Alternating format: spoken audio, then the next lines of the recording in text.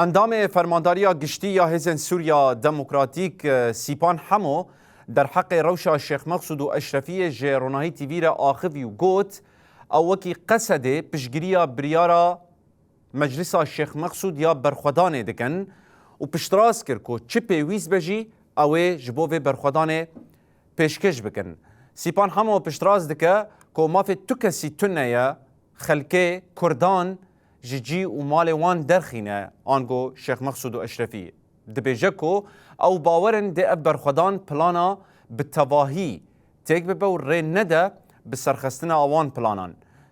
سیپان حمو سلاف دا برخودارین شیخ مقصوده و برخودان آوان سلاف کر. 5-6 ماه و یک با لسر تاخو شیخ مقصود اشرفی ایریشی که اوونا دست بکر یه راستی اوه ایریشه یکی لسر وان تاخنا چنابه لوه جاره او ایریش به شوازی که پر هوانا و به همبری دنیا که جندیتی واته و تشتان نابینی واته هم باورن برخودانی گل شیخ مقصود اشرفیه که بیا دوان دا بیا عادتک بیا ثقافتک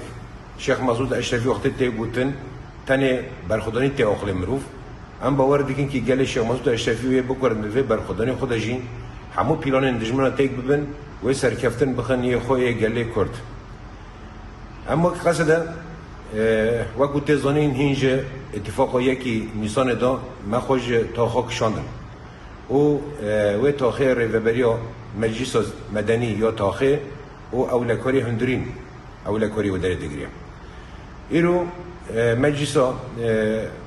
تاخ شیخ مقصود اشرفی داخلیانیک دان و گوتن امه برخودانی خو بردام بکن و امه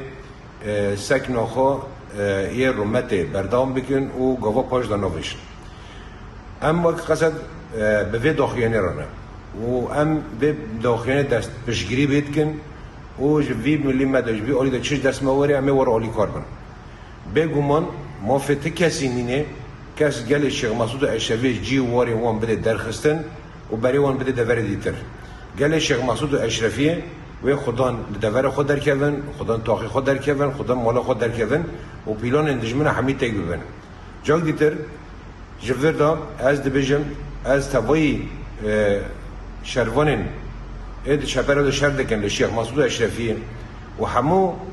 سکن ولاد پاریس ای گل شیخ مقصود اشرفی سلاف دکم و دبیجم و اف برخدانی اف سکنا و بسر بکره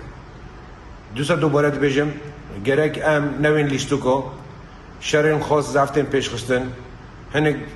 جخورا اعلام دا پر گوتنین جدا جدا پیش تخینن لی برخدانی گله شیخ مقصود اشرفی ایوان لیستو گنو همو والا در بخینه و سرکفتن